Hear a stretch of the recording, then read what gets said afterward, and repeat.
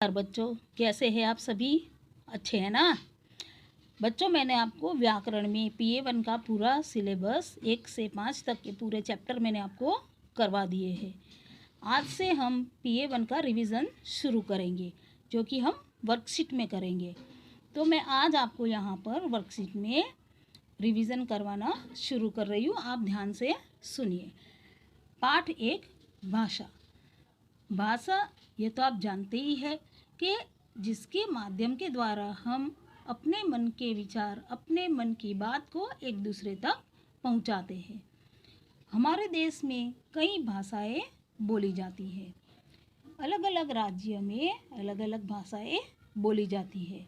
इसी तरह से संसार में, पूरी दुनिया में, विविध देशों में विविध भाषाएं बोली जाती है। और यह जो भाषा लिखते हैं, उस भाषा का लिखने का जो ढंग होता है उसे लिपि कहते हैं। यह भी मैंने आपको सब बताया था। तो बच्चों, हम व्याकरण के द्वारा भाषा को शुद्ध रूप बोलने, लिखने व पढ़ने के नियमों की जानकारी मिलती है। आज मैं आपको यहाँ पर पाठ 1 भाषा, उसके बारे में यहाँ पर आपको मैं समझा रही हूँ। प्रश्न 1, भाषा के माध्यम द्वारा हम क्या कर सकते हैं? तो इसका उत्तर है, भाषा के माध्यम द्वारा हम बोल सुनकर, पढ़ लिख कर या इशारों से अपने मन के विचार या भाव एक दूसरे तक पहुंचा सकते हैं। भाषा ही वह माध्यम है जिनके द्वारा हम अपनी बात दूसरे तक पहुंचा सकते हैं। प्रश्न 2, भाषा के कितने रूप होते हैं, कौन कौन से? तो उसका उत्तर है, भाषा के मुख्य 2 रूप होते हैं। एक मौखिक भाषा, दूसरा लिखित भाषा। अब प्रश्न 3, देश के सामने वहाँ पर बोले जाने वाली भाषा के नाम लिखो। तो यहाँ पर आप देख सकते हैं कि कुछ देश के नाम लिखे हुए हैं और यहाँ पर लिखा है भाषा।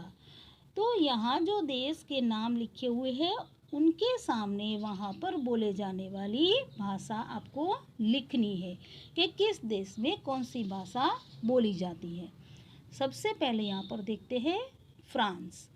तो फ्रांस में फ्रेंच भाषा बोली जाती है। स्पेन, उस स्पेन में स्पेनिश भाषा। अमेरिका में अंग्रेजी भाषा। चीन देश में चीनी भाषा बोली जाती है। अब यहाँ पर भी आप देख सकते हैं कुछ देश के नाम और भाषा के नाम। तो यहाँ पर देखेंगे जापान में जापानी भाषा बोली जाती है। इंग्लैंड अंग्रेजी। जर्मनी में जर्मन भाषा। अरब में अरबी भाषा। इस तरह से विविध देश में विविध भाषाएं बोली जाती है। अभी हम आगे देखते हैं प्रश्न 4, प्रांत के नाम के सामने वहाँ बोले जाने वाली भाषा लिखे। तो यहाँ पर आप देख सकते हैं प्रांत या राज्य, और यहाँ है भाषा। तो यहाँ पर किस प्रांत या राज्य में कौन सी भाषा बोली जाती है वह आपको लिखनी है। तो बंगाल में बांग्ला भाषा।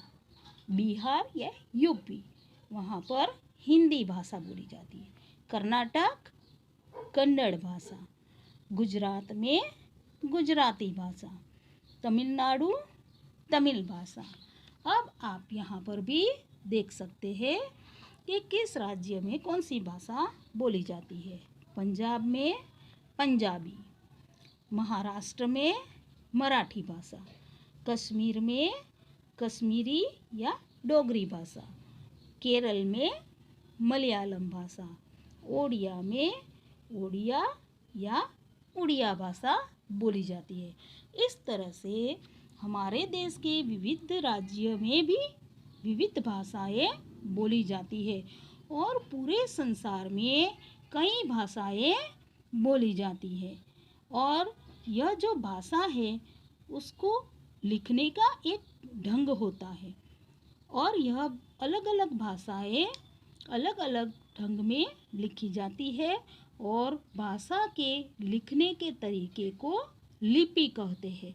अभी मैं आपको फिर से एक बार उसकी भी आपको मैं जानकारी दे रही हूँ। यहाँ पर आप देख सकते हैं फ्रेंच, जर्मन, अंग्रेजी भाषा, उसकी लिपि है रोमन लिपि। हिंदी, गुजराती, मराठी भाषा की लिपि जो है उसे कहते हैं देवनागरी लिपि।